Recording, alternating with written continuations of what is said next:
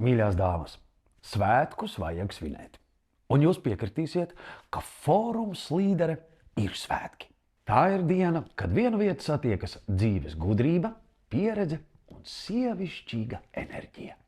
2026. gada 15. maijā Ķīpseles izstāžu zālē jau 9. reizi norisināsies sieviešu izaugsmei un iedvesmai veltītais pasākums Fórums līdere.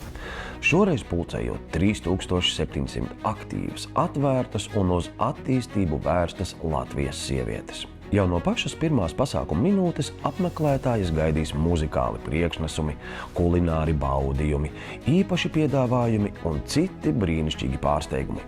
Bet pats galvenais – iedvesmojoši un sirdsgudri lektori, kuri dalīsies pieredzes stāstos un zināšanās.